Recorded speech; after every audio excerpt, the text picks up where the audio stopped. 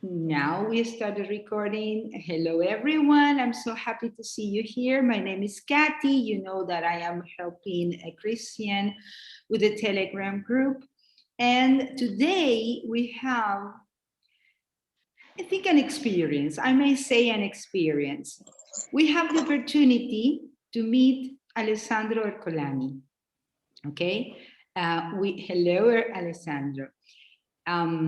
This is Hermana's, I think it's Hermana's nephew, right? Yes. Yeah, that's right. So thank you very much, Hermana. You know, he works for the European Space Center or organization agency. Thank you very much. And he's going to,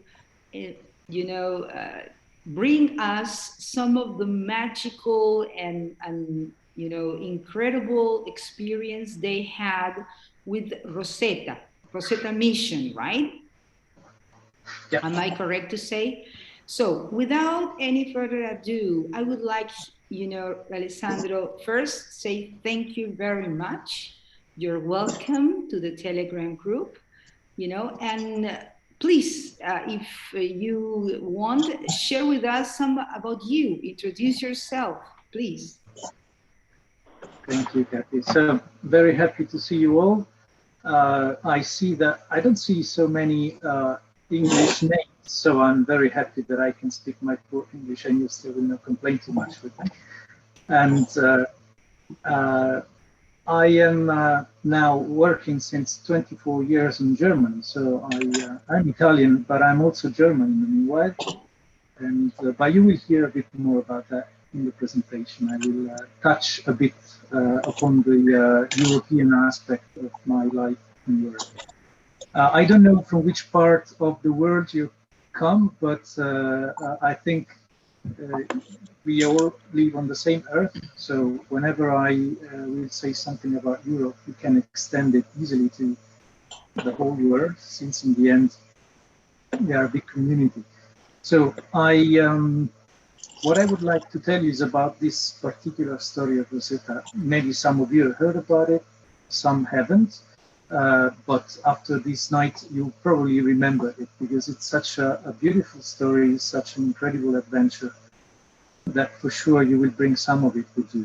I have tried to put together a lot of pictures and animations, so there's almost no text in the slides I'll show you. So it should be not boring at all. At least all the people who normally see this presentation are happy not to have to read through tons of text in the various slides. So I hope it's going to be quite fast and entertaining.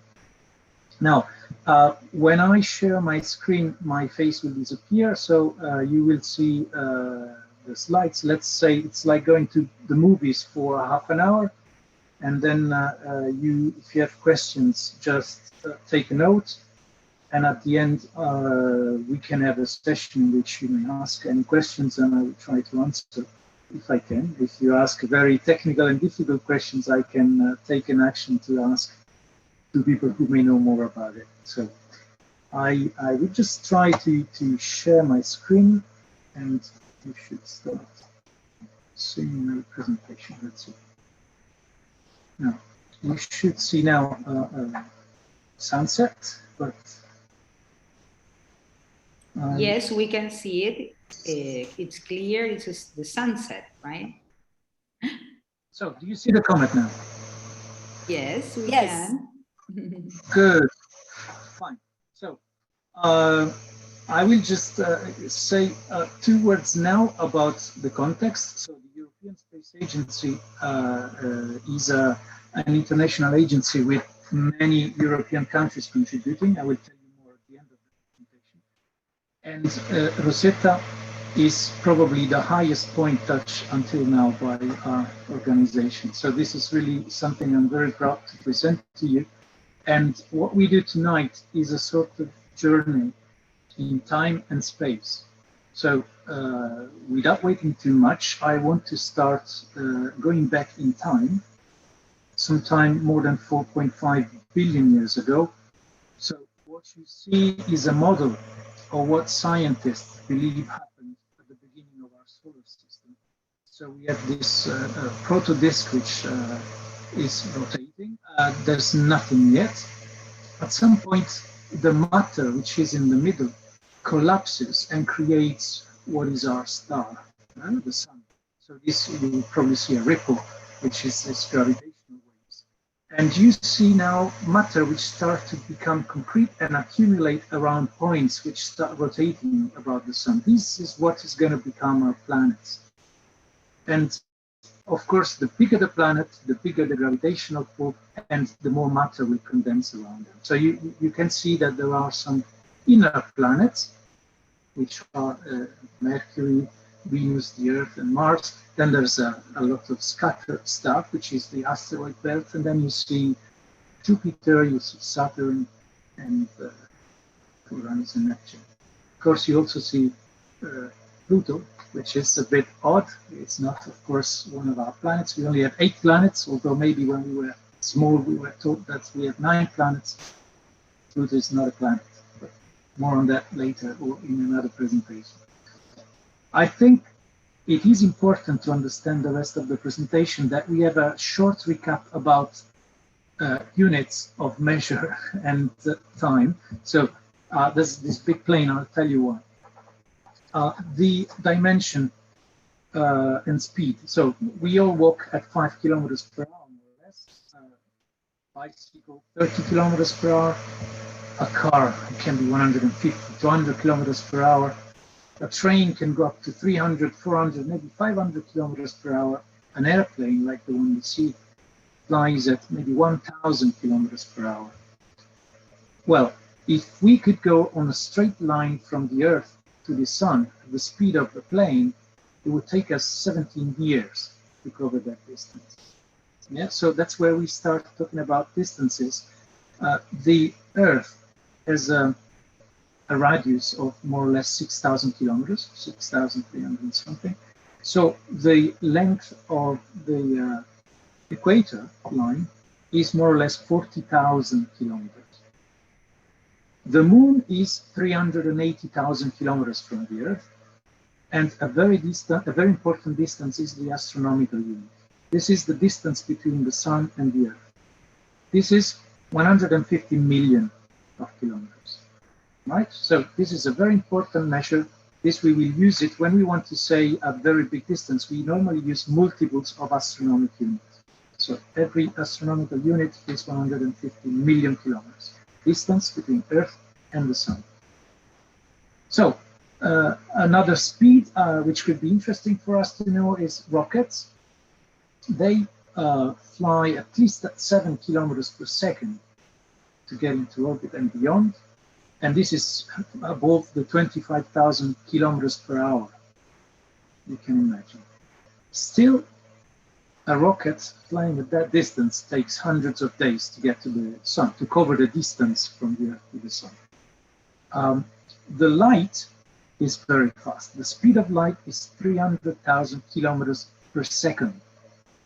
It's a billion kilometers per hour, more or less. So the sunlight takes 8 minutes to travel from the sun to the Earth at the speed of light. Yeah? So you can imagine. We will use these measures every now and then just to give you an idea. And the reason why I want to start with this is because of this picture. This picture is nice because it shows you on the left our solar system and something which you see around the last planet, which is the Kuiper belt. This is where we think there's a lot of comets. And also around this belt, so the belt is at say 50 astronomical units. So 50 times the distance of the Earth from the sun. There is this ring, this sort of belt, the Kuiper belt, and then there is a sphere which is all around. This is the Oort cloud. This is a much higher distance. We are talking about 100,000 astronomical units, so trillions of kilometers. Now, these comets are mostly in these two areas, in the Kuiper belt and in the Oort cloud. When you can imagine this big ball of this with the sun in the center, which moves into our galaxy. When it comes closer to some other body into our galaxy, some gravitational perturbation makes so that some of these comets are thrown towards the center of the solar system. And so sometimes it happens that we see comets.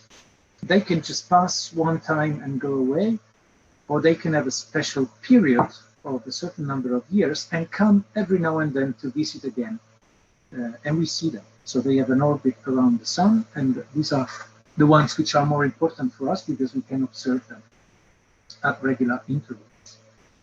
Why is it important to study comets? Because we believe that these comets essentially are there outside, and they are a snapshot of what our universe was when our solar system was born. So while all the planets which are close to the sun are continuously changed by the sun is very powerful. It sends a lot of rays around. There's a lot of ultraviolet light. There are solar flares. There is a lot of interaction, and the planets are changing with millions and billions of years. The comets are a sort of pristine snapshot of what our universe was in the past. So when we have the chance to study one of those, we can understand how they were in the beginning, and maybe we can try to find out how things changed and how we became what we are now, our planets and life on Earth, by studying these very old and ancient bodies. Comets may have sometimes two tails. I don't know if you had the chance and the luck to see some comets live, but they have normally a tail which is composed by dust. This is just the dust which is ejected when the gas exits the body of the comet. And then there is another tail which is composed by plasma, which means ionized gas, some gas molecule.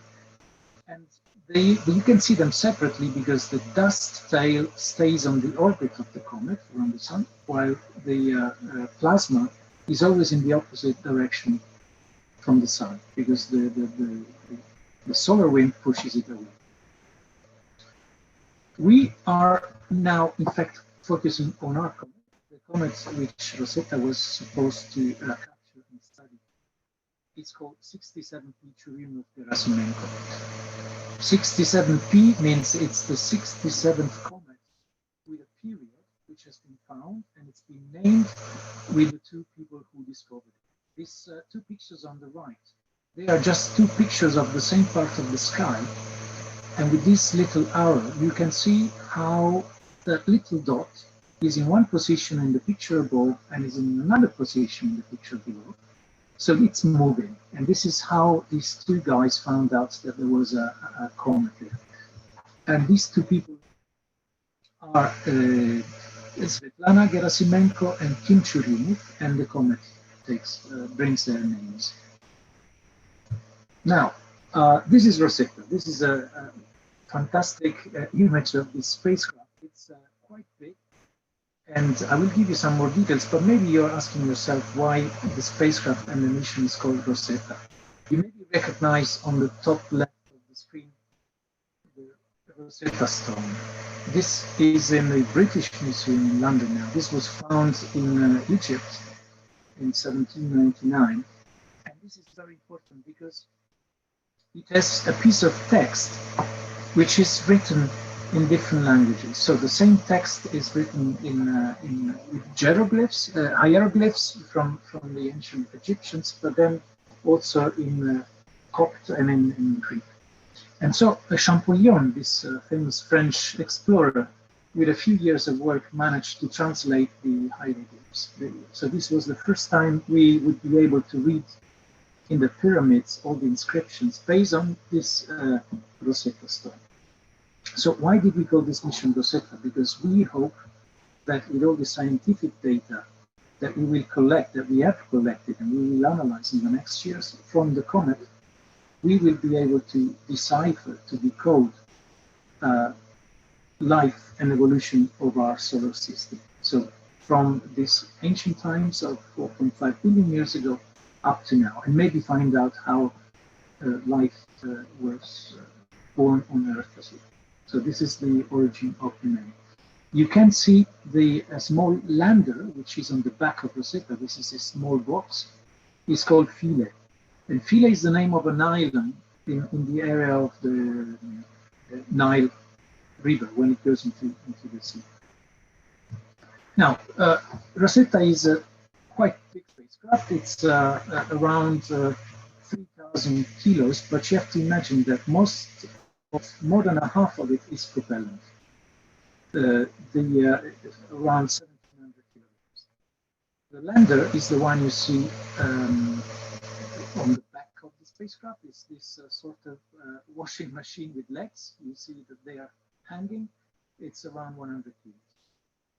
And this has been designed to undergo temperatures from minus 180 degrees to plus 150 degrees. So you see it's shielded, it's covered with this multi-layer protection, the black one, and it has huge solar arrays. You see they are so big. You can see the people close to the solar panels, how small they look. And this is the biggest at that time and solar panel surface for spacecraft. It's in total 64 square meters. You can imagine each of the two wings, it's 16 meters times 2. So this is really big. Alessandro. Why do we need? Yes. Sorry, I interrupt, but I can feel, and some people also feel the same, that sometimes the sound goes really down and there is an interference or maybe sound of air, maybe, so I don't know, maybe, can you try without the earphones maybe? Because there is like the sound of air, and sometimes the voice goes really down and it's difficult to follow. Yeah, can you try without the earphones for a while, or you need it? Now we have earphones. How do you hear me? Much better, much better. Okay, good. Then I just go on like this. Okay, good, thank you. Now, what we do now is a jump back to Darmstadt in Germany. This is ESA, the European Space Operations Center. This is where I work. And this is the place from where all ESA spacecraft are controlled. Yeah, that's the operations center. As you see from the flags on the top of the building, we are a lot of different nationalities working together. And it's a very exciting place. You go around and you hear different languages, people talking to each other in Spanish, in English, in French, in German, in Italian, in Finnish, in Swedish, you name it, in Portuguese. So that's really a mixture of different languages. What we do here, we take control of the spacecraft once it has been launched. So I will show you now the rocket on top of which Rosetta has been launched into space. But we have nothing to do with the operation during the launch of the rocket. I will just bring you there and we start a countdown, and I will tell you during this phase. So this is the countdown. We are now launched 16 seconds. I don't know if you hear the, but anyway, I leave you there for a few seconds for the launch.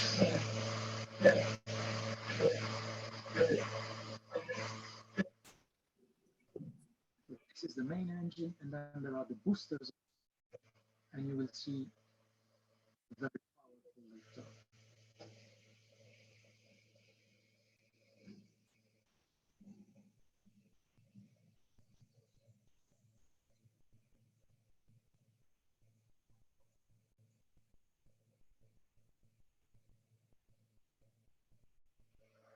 So you have to imagine we are sitting in the control room, and we have just to hope and wait until the signal comes down. As soon as solar panels are open and the transmission starts, we get a signal, and then we can start our job.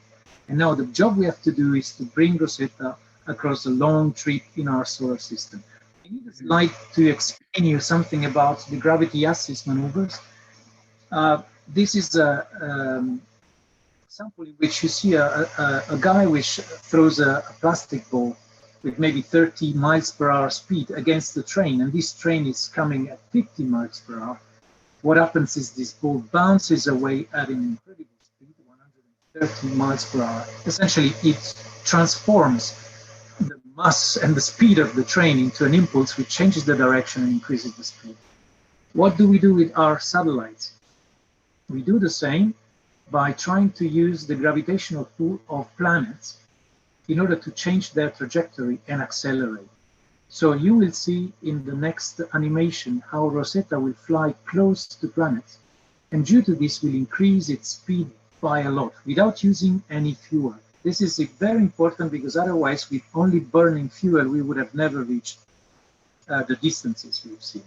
So I launch now the animation, and you will start now a white line which starts to appear. This is the trajectory of Rosetta, and you will see that after 1 year it will go again around the Earth, and we use the Earth for a gravity assist. You see how the trajectory changes, and the orbit of Rosetta around the Sun becomes much wider. We now will go close to Mars, and as soon as we get close to Mars, Mars pulls Rosetta a bit toward the inside of the solar system, and then we have yet another flyby with the Earth, and you can see what a big impact this has on the trajectory. Now, Rosetta is really on a much wider orbit. You can see in the meanwhile also the comet which is passing by, and you see the tail which is on the opposite side of the Sun. We get a last flyby with the Earth, and we are thrown into deep space. Yeah, you see now Rosetta is going toward the orbit of Jupiter, which is very far away. In fact, it goes so far that even with these huge solar panels we have, we are not able to keep the spacecraft awake, and we go into hibernation. What does it mean? We will switch everything off, and we just sleep until Rosetta comes back to Earth at a distance where we are able to talk to it again. This is a very critical period. I will tell you a bit more about it on later slides. I want to just show you very quickly a sequence of pictures in which the same travel is done in pictures instead of an animation, and you can see the first flyby around the Earth. You see the moon behind the Earth. This is This is at the flyby of Mars. This is a first space selfie probably we did, and you can see Rosetta taking a picture of itself with Mars in the background. Not for a selfie. You can see the solar panel. And this is a nice picture of the Earth on the night side, and you can see the lights on the ground. Then we cross the asteroid belt. As I told you, this is an area between Mars and Jupiter with a lot of small, tiny rocks which never managed to bubble together and create a planet. And we used this chance to fly by very close to some asteroids and observe them so that we could also train our instruments. This was Steins, a 5 kilometers rock, so very small, and we flew at around 800 kilometers distance. And this is the last of the flybys to the Earth, and we went through the asteroid belt again. This is Lutetia, a much bigger asteroid. This is 100 kilometers inside. And by taking this picture, we also had a nice surprise on the back. Maybe you recognize the Lord of the Rings, our planet Saturn, on the back. And this is Lutetia on a sequence of pictures. It's much bigger, and it was very useful to also have some tests of our operations and our instruments. And then, good night, hibernation. We switched off everything, apart from some heaters to keep the fuel, to prevent it from freezing. And then we had a timer, a sort of alarm set for 2.5 years later. So for 2.5 years, Rosetta was just sleeping. And then on a day of January in 2014, here we are in the main control room of ESA in Darmstadt. We are just waiting for Rosetta to wake up and send the first signal. The diagrams you see there, this is a signal which is coming from 2 different antennas. One in the United States from NASA in Goldstone, in California, and from the 35 meters antenna of ESA in Australia. So we are comparing the two, and we wait to see whether at some point we see the signal from Rosetta. What we are waiting is a sort of a spike in the middle. And the problem is that at the time we were waiting for the first possibility of receiving a signal, we didn't see anything. And so, okay, we said we have a window of a few tens of minutes in which we can get the signal. Let's just wait. Let's not despair. And after 20 minutes, half an hour, still nothing there. So people's faces started to be more and more worried. But when we reached the point of 45 minutes without getting a signal, you could really start to see signs of desperation in the people. We had the press from all over the world. What were we going to say? But then slowly something started to appear. You can see on the screen there is this sort of a peak starting on one antenna, and then as soon as we got confirmation on the other one, then everybody was sure we would have the signal. And you can imagine what kind of relief there was. I mean, this is a group of people who have worked for more than 10 years to get to this point, and not having a signal would have been loss of mission and no more work for them. Yeah, this would have been really a disaster, a catastrophe. And it's really, every time I see these images, I remember that it's a sensation which is really incredible. It's just like you're almost to hell, and then after a few seconds you are in paradise, because everything then goes for the gate. So this is a very nice picture which really gives you an idea of the feeling of the people in the room. This is a group of people who have worked so long together. They have spent days and nights together, and getting to this result was really a fantastic moment. But now this is just the start of the mission. You see the comet is there in the circle. It's still, in fact, moving, and we see some activity. There is a short tail which happens on the bottom of the screen. So this is now a very crucial point. We are inside of the comet. We see it tumbling, and we thought it was the usual sort of comet, like a round potato.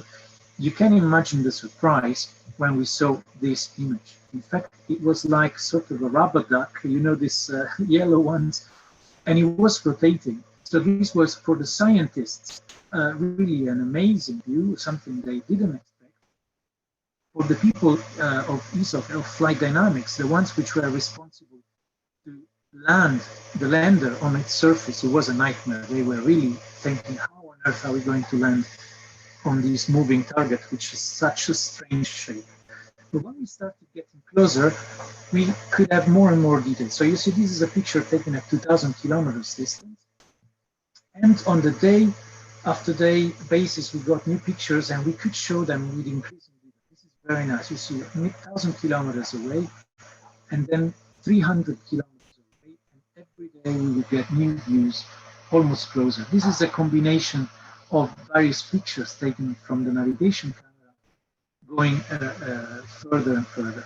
This was really an amazing view, something we had never seen before. And the pictures I show you them later, will give you even more detail. This is probably one of the last pictures where the comet fits completely the field of view of the camera, and then we were so close that we couldn't see the comet entirely. This is the comet capture. So how did we get into an orbit around the comet? Being in orbit around the Earth is different because the Earth has a big mass, so it's easy to be captured and then fly around it. The comet is so small that it doesn't have a sufficient mass to put you in a Keplerian orbit around it until you are very close to it. So we are here at more than 100 kilometers away, and what Rosetta is doing is spiraling down on these small segments of almost triangles. Each segment is around 100 kilometers, and we use the free flight in these areas to calculate the deviation due to the gravity of the comet, so to be able to assess the mass of the comet. And then the closer we get, the more information we have, up to the point where we can really start to go so close that we enter into a real orbit driven by the gravitational attraction of the comet. We started initially with an orbit of around 30 kilometers around the comet, And then we went down to 20 and then even down to 10 kilometers. You notice that the plane of the orbit is such that Rosetta doesn't cross the dust tail of the comet to avoid having, of course, dust on the solar panels and on the instruments. This would have been really bad. It would have created a lot of problems. So this is the closest we got at that point, at that stage, around 10 kilometers around the comet. And again, in the good tradition, we took a picture of ourselves, and here is Rosetta with the comet in the background, and you even see some outcome of gas from the comet. This is a fantastic picture. I really like it. So how big is this comet? This is a piece of rock which is more or less 4 kilometers times 2 times 2.5. If you want to have a better idea, we've put it on top of Darmstadt, which is where I live, and to give an idea of how much shadow it would project on top of the town. So it's quite big, but it's also light. It has a density which is around half of water. So if you would put this big comet into a lake, it would float. It wouldn't go down. Now, we had the comet. We needed to find out where to send the lander. And this is not an easy feat. And there were conflicting interests. The scientists, of course, wanted to have the most scientifically interesting spots, but by chance, these were also the most difficult to reach in order to guarantee the safety of the lander. We also needed to guarantee communication with the orbiting satellite. You can imagine that the lander has a very weak transmission system, so it can only send data to Rosetta, and Rosetta then sends the data to the Earth. In the end, the selection was taken, and this is the point where the lander was decided to land. Now, how did it work? You have to imagine that the lander has no propulsion, so it will be just flying in free fall after Rosetta leaves it. So Rosetta needs to change trajectory and get into a collision course with the comet, and then release the lander and get away, because if Rosetta doesn't move afterwards, it would fall down on the comet. So you will see now that Rosetta takes a different path, goes around on a wider orbit. This is the so-called pre-delivery orbit, and then it starts to converge around the comet. And then when it's close enough, it will release the lander and then change trajectory not to impact the comet. The lander will land on that spot. And Rosetta will then change again course in order to remain in orbit around the comet. You have to imagine that this is done at a distance of hundreds of millions of kilometers, 500 million kilometers more or less. And it's all done automatically. We send the commands, but then this is all done at predetermined times by Rosetta. We cannot command it in real time, because a signal takes more than 20 minutes to get to that distance. So this is a very nice picture. It's taken from the lander just after being released from Rosetta. So you can see Rosetta up there, it's flying, and the lander is going down toward the comet. And then there is another nice picture, which instead is taken from Rosetta down to the lander. You see the lander has already opened the legs, the landing legs, and in subsequent pictures you can see how it rotates slightly and goes away. And this is the last picture before which we could take from Rosetta. Now, the place where the lander should go down on the comet is this Ilkia. It's the green cross, and the next is an incredible picture. This is taken from the lander. So this is a camera on the bottom of the lander, and it's going towards ground. And this is 40 meters before touching down. And the next picture is history. This is going to go into the history books of space exploration. This is the first picture from the soil, from the surface of a comet. This you can see on the left, one of the landing legs of the lander. This is another picture which also shows another of the legs of the lander, and the black sky in the back. Just to give you a visual idea of what happened, this is an animation which more or less shows what I just described. This is the lander being left aside, and then it will go down at a speed which initially is very little, like 50 centimeters per second. And it will go down. The speed will increase slightly during the flight because of the attraction of the comet, which is small, but it's still there. And then landing, we'll have a few measures to try and stay on ground. So there are some screws on the feet, there are some thrusters on the top which push down, and then there are two harpoons which shoot down into the ground and lock the lander into the ground. Now, this is the theory. You will see what happened afterwards. But what I would like to show you is the distance between the planned point, which is the star, and the real point where the Philae landed. And you can recognize that place also from the picture that the lander took. The distance was just less than 120 meters. And if you consider the distance at which this has been done, this is an incredible feat of our colleagues of flight dynamics. And it's one example I always use with students at school to demonstrate why it's important to study mathematics. This is really an amazing result if you think about it. And also the next image is quite historic. This is the marks left by the lander on the surface of the comet, which many compare with another very famous mark that we left on the moon with the first step. But of course, you may be asking yourself, well, how come we have the image of the three legs of the lander? Do you spot anything wrong in this picture? Just look on the right and you will see a red circle, and in the middle there is the lander. The lander is flying away. What the hell did happen? So essentially, to cut the long story short, the lander was supposed to stop where on the red circle you see up there, and instead it flew away, it bounced a couple of times and finally stopped in this oval you see on the bottom. What happened? Essentially, while you see this animation which shows you the scientific activity of Philae, I tell you that the harpoons did not fire, and so in conjunction with the fact that the thruster on the top was already declared non-functional, the screw probably didn't penetrate the soil because it was too hard, and our friend Philae just bounced away. And it flew for quite a long time, and it touched down again, and it bounced again, and finally stopped into its last position. We were very, very lucky that the lander stayed on the comet. It could have been easily flying away, and we would have lost it. So it stopped in a strange position. It was a bit tilted on the side, so we couldn't get all of the experiments done.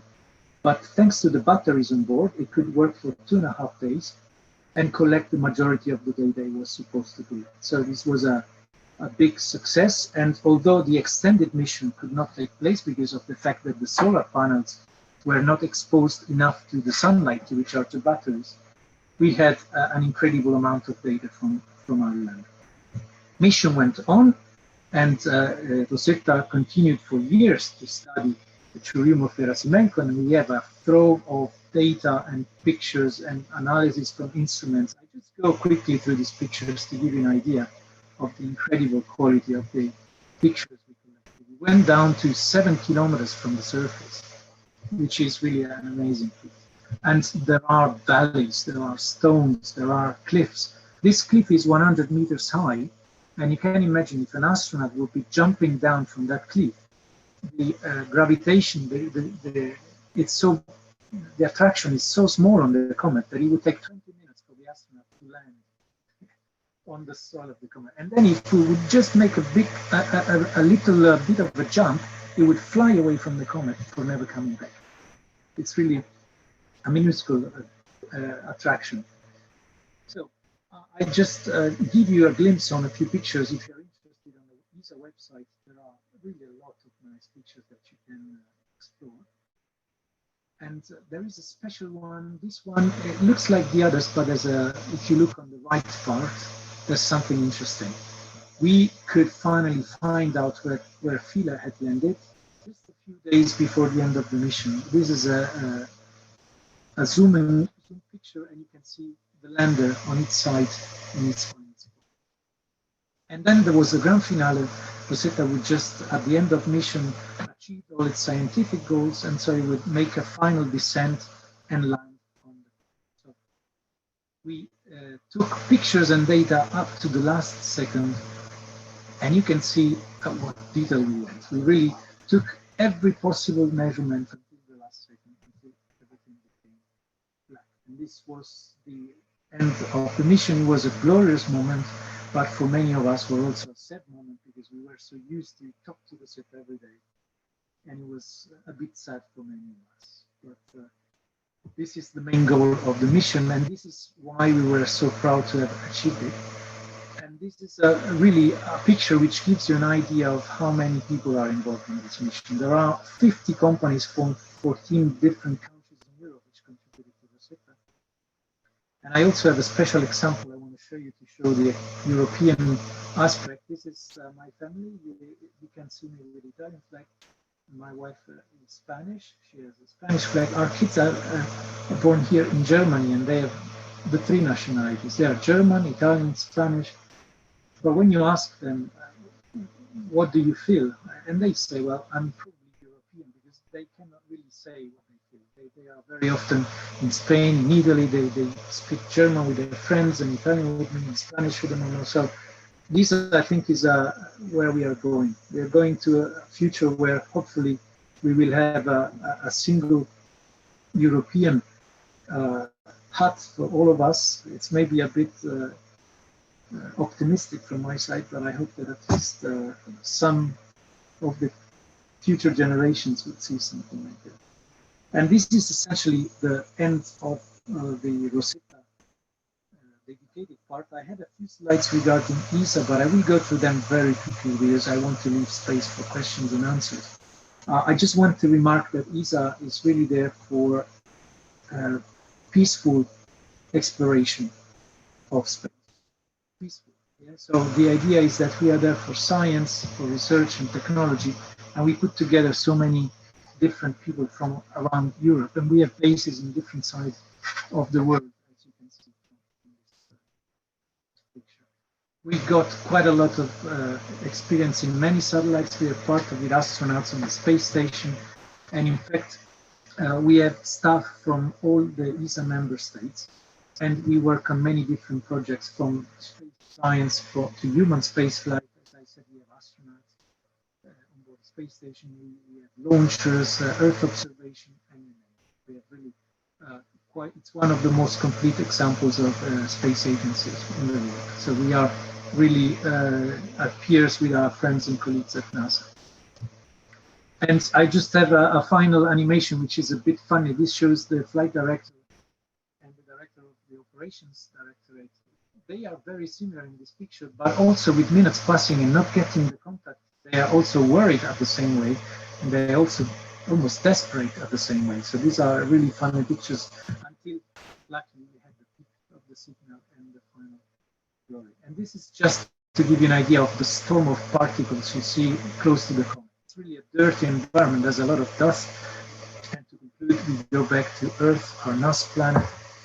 And so I would like to thank you for your attention. And then I just leave this nice picture of Earth, and I try to stop my presentation so that you see again my face, and then we have some time for ourselves.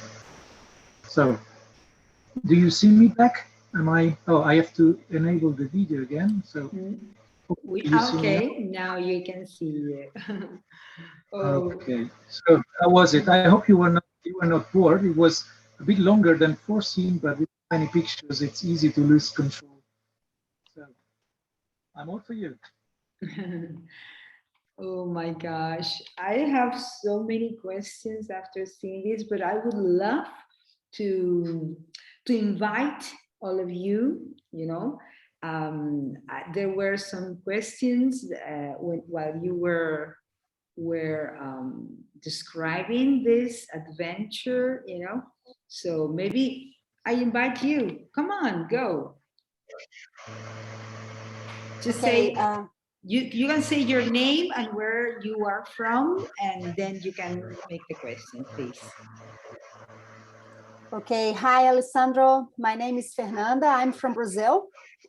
And I have to say that your presentation was awesome, was excellent, and brought me back to Carl Sagan program, TV program, like Cosmo.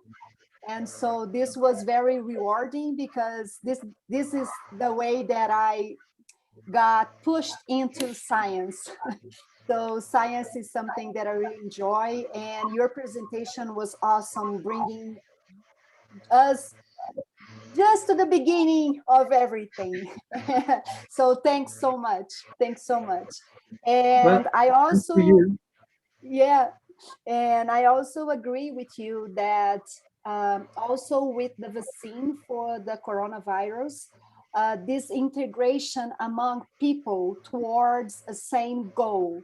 I think this was nice to hear that we have other agencies that are working on that, that the priority is a goal, not where we are from, the color of our skin, our beliefs, but our goal to work in something. So thank you for these words. And Well, yeah, I'm honored by your mentioning of Carl Sagan. The pale blue dot is one of my favorite uh, quotations from him. It's really very nice. Well, I'm happy if I would bring some of that to you again. yes, I was young when I watched the TV program, and this brought me into science. So now I work with science. So, and I'm very happy. But Alessandro, I have just one question. You said that actually a lot of questions, but one that I was very curious about is what kind of data the Comet sends you, like the information about the gas, the Okay, this would probably take a week to explain in detail, but I just tell you that there are 10 instruments on board the spacecraft and 11 on the lander, and each of them makes a different measurements. There are things from composition of particles. There is an instrument which captures small pieces of dust and analyzes them. There are some remote observation with different kinds of instruments which try to understand the composition of the internal of the comet, if it's the density, whether it's regular or if it has cavities. There are some other which analyze the, the, uh, the, the composition of the material ejected from the comet.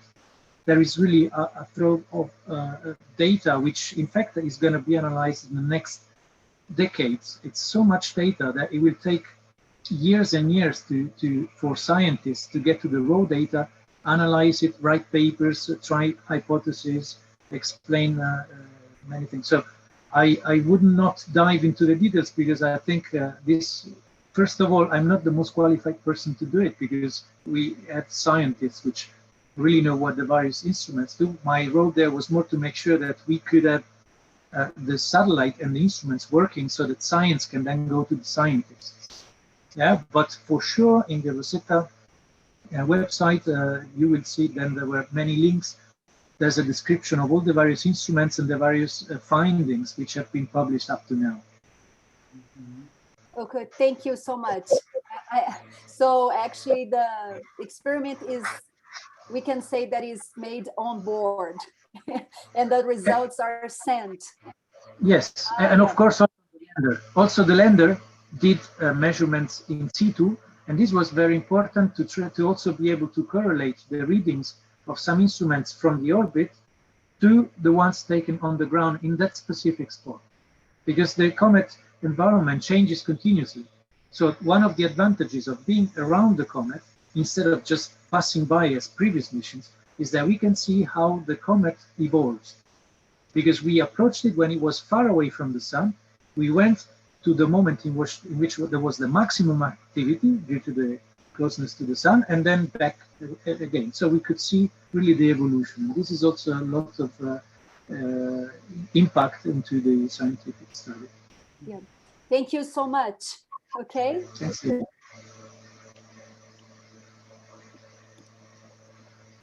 Go ahead, don't be shy. I have a question. Gosia Sure. from Poland. Where can we find some more photos of taken by Rosetta? There is one of the slides I had in my presentation, which was containing a list of links. I can pass this link or to Kathy, then she can maybe send it. But if you go on the ESA website, www.esa.int international, and then you search for Rosetta, you will find all the links to pictures and videos and animations. That's really a big amount of nice pictures and videos. I can imagine. Thank you. This is all available. There's nothing hidden.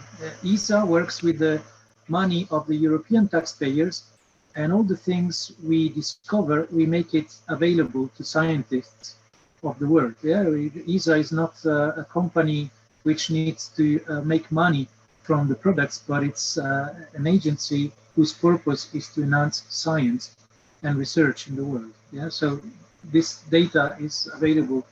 This, and not just Rosetta, but all the ESA science missions provide data for scientists around the world to make their own work.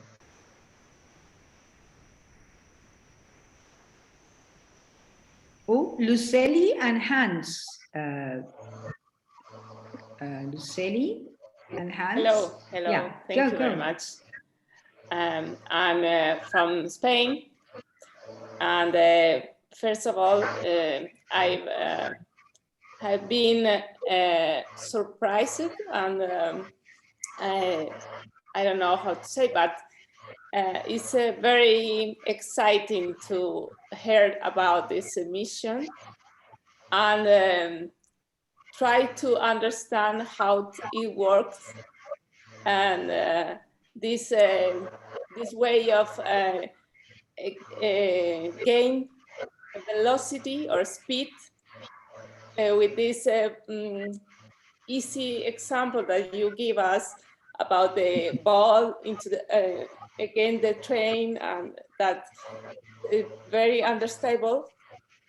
And yes, I simplified a lot. I mean, I try to make it understandable, but it's a bit more complex than that. But I think it's better to try and explain with simple words a concept which otherwise would take 1 hour, and maybe I'm not even qualified to get into the details. But I think it's a nice example to really give you the idea of this action of being swung across from the gravity of the planets. I like it a lot. I mean, it's a visual. It gives you really the flying low, and you're captured by the gravity, but not so much that you crash into the planet, but that you go out on the other side, you have changed your direction, and you have a much higher speed. It's cool. And the importance of studying maths in your childhood is wonderful. I was worried while you're talking. I was worried about this Rosetta. This Rosetta can impact, yes, or maybe you can hidden or lost your direction, your correct trajectory. Is I don't know how to feel the people who works there, but only seeing the presentation, I was excited. Yeah. I mean, the advantage is that in space, if you have no forces affecting the spacecraft goes in a very well-determined trajectory, which we can calculate by using orbital mechanics. We know the masses of the planets, we know their orbits, we can calculate where it should go, and we can measure where it is by very sophisticated methods, by using triangulation with big antennas on the ground. We can really find out where the spacecraft is at any time, very precisely, so we can see whether it's following the path that we think it should. And if we see any deviation, we can make correction maneuvers so that it gets back into the trajectory it should have. So it's very complicated, but it's not that we can lose control from the moment to the other. If we don't do anything, the spacecraft stays in its trajectory. So we need to just make sure it's the good one and change it in case we see that we need to. So it's very delicate, it's very sophisticated, but it's not that we are always fearing that it goes somewhere wrong. But of course, the flyby is delicate. The atmosphere of the Earth goes up to maybe 80 kilometers. The thick part is in the first 10, 20 kilometers. But even at 100 kilometers, there's still atmosphere, there's still particles which have a lot of drag. If you smash into the upper layers of the atmosphere at 30,000 kilometers per hour with these big solar panels, there's a high risk that you just break everything and get burned into the atmosphere. So that's why we need to be careful not to go too low. Otherwise, it's a mission. So thank you very much. Hans, please. Yes, Hans from Germany. Thank you very much for this amazing description of your work. It was great to learn about such a theoretical adventure, and it was totally new for me, but I learned a lot. It was great. Did I get it right that the lander still is on the comet, on the Comet? Yes, not only the lander, but even Rosetta now is on the Comet, because there are two main reasons for this. Well, there are many reasons. One reason is that we didn't have enough fuel and manpower to face yet another circle around the sun. We would have had to go again into hibernation, and probably we are not sure whether the spacecraft would have survived it. Also, we didn't want to leave the comet just free there around the comet without control. We prefer to put it down in a certain place so that it doesn't disturb anything else. What you will say, how can it disturb? If Rosetta has the transponder on and it's still sending signals for any reason, and we have forgotten about Rosetta in 20 years' time, and maybe there is still a small signal which comes to the Earth, then people would jump up and say, well, there is alien life somewhere. We get signal from that part of the solar system. So we just turned off all the instruments. We made sure that the transponders could not turn on again. And so Rosetta and Philae are both on this comet and will be there forever. Oh dear. Interesting. Can I it was not what? anything else. I mean, someone asks, couldn't you bring them back to Earth? And the answer is no, because it's just impossible. With the physics and the amount of fuel which would be necessary to do the inverse flight, it's just impossible.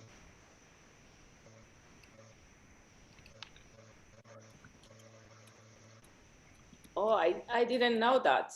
It's incredible.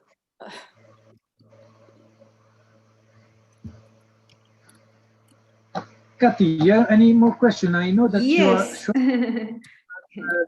If you want, Yes, sorry, I was typing because there was someone trying to join, but I don't know what happened. I accepted him 3 times, but I don't know. No, I have a question for you, but it's more related to, because you know I am a psychologist and I always think that whatever we do, I mean, and when you do something with such much passion, you know, you get so involved that it changes your life. So my question is, what is your vision of the universe? Because it's a little bit different, you know. I can look up into the sky and I can feel something, but in your case you've been so much involved in the different relation with the cosmos. So what is your vision of life and universe? I would like to know that. It's a very simple question, right? well. Maybe asking the question is simple. Answering it is not so simple. But sorry. From what I have learned, about ourselves is that the more you study, the more you look, and the more you find out there's so much you don't know. And the more you explore, the more you realize how small we are. Going back to Carl Sagan, I mean, when the Voyager were flying away from the Earth, there was this idea to turn them back for a last picture, and in the whole black sky there was one small pixel, the pale blue dot, and it was the Earth. And he was saying, if you think about all the wars, all the fight for power, all the mess we are doing on the Earth, this is just happening in this small pixel. And what is out there is infinite times bigger. And so you get a sort of, you are redimensioned. You start to think about yourself and humanity as a whole, as a very small grain into the ocean of sand that is around, and we are just one small planet in a very small system. Our sun is nothing special, and there are hundreds of thousands of our suns in our galaxy, and there are hundreds of thousands of galaxies, and who knows what after that. So in the end you realize how small we are, and on the other side we are all what we have. So maybe by looking at how small and how fragile our planet is, we can learn how to take care of it a bit better, because there's not so much more for us to live in. Up to now, we haven't found very nice places to go and live. So myself, I look at this as a sort of reminder of the beauty of what we have, and how much more care we should take into preserving what we have also for future generations. Because if we are selfish and we just give it for granted, maybe without noticing it, we degrade the environment and our Earth in a way which could become even irreversible. And then it would be ourselves to have decided that we don't exist anymore as a species. And this would be a pity, because I'm sure there's life out there somewhere, but it's so far away that we probably never meet them.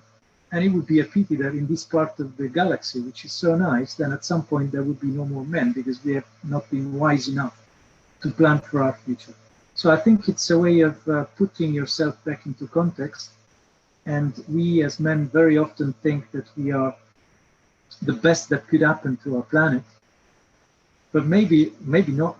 If we are not careful, we could be just the ones who decide that we are not there anymore in a few centuries or decades, depends on us. So I hope that we all get this as a sort of refresher on the fact that we are not the kings of the universe, and we should be very careful about how we plan our resources and how we manage them.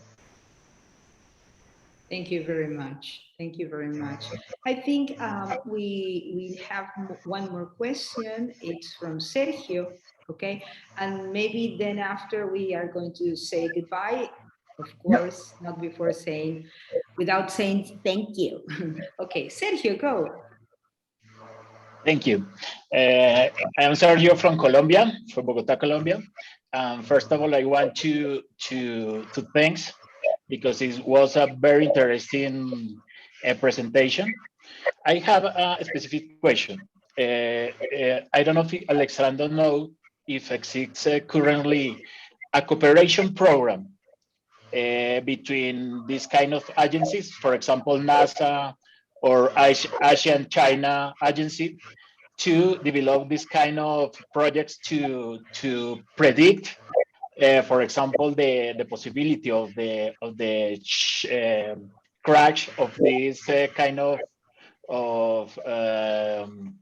asteroids with the Earth. Absolutely, there's a lot of work in that area, especially in the last decades.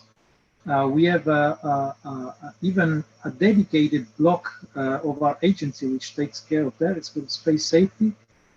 And there is dedicated attention to this problem. And what you mentioned is what we call near-Earth objects, and the probability that some of these could have an impact. So the idea is to try and find out, first of all, how to monitor this sort of danger, how to be aware, possibly a few years in advance, that something is going to happen. And the second would be how to be able to do something about it, how to deflect an asteroid, how to make sure it doesn't intercept the orbit of the Earth. So this is definitely something on which the whole humanity is going to cooperate. We have sensors and data which are shared between NASA and ESA and the militaries. And I mean, of course, they monitor our sky, not just for asteroids, but for human-made objects, which are more or less dangerous. But for sure, if you go to the web pages of ESA and search for space safety or NEO, near Earth objects, you will also find a lot of references to this kind of activity. It's certainly one of the areas in which we are expanding fastest, because it's more and more important to know about these possible dangers. It's not only like that. Space safety is also studying solar weather, predict eruptions from the sun, these solar flares, which can be very dangerous, not only for astronauts, but sometimes even on Earth. There could be big impact on electric grids on Earth, which could be disruptive. Can you imagine if an hospital has no energy for 3 days, many people would die. Or if we have no GPS, a lot of transportation would go mad. We could have incidents in flight management and so on and so forth. So this is definitely one of the most important aspects we are dealing with at the moment. Thank you. Okay, my dear friends, Alessandro, thank you so much. Oh, Luceli wants to say something. Oh no, Luceli is saying hello. Okay, now we're going to finish this conversation, but thank you so much, because you brought some light, some really good information. Maybe I don't know if you agree with me, but most of what you have said today has been new for me. Maybe some of the things you share, I could imagine that it was happening, but well, no, it was incredibly useful, enticing, engaging, and we are thankful. Yeah, I hope it's not the last time we see you. Well, I mean, if I got something more interesting, or even as interesting to say, for sure, I do it with pleasure. It's part of my job to let the rest of the world know what we do. Because I also would like to thank you for this chance. It's been very nice, and I got a lot of very attentive faces. I was watching you while I was talking, and I could see that you were showing a lot of interest, nice questions, very to the point. So I hope it was something you will bring with you, and then maybe get even to other people around you how important it is to continue study science and engineering and mathematics, not forgetting arts and the nice arts. Most of all, not forgetting that we are all on the same planet. So of course, of course, and thank you for all this kind of work that you're doing, because it's important. I think it's important for the humankind. Okay, my dear friends, thank you very much, and have a very nice weekend.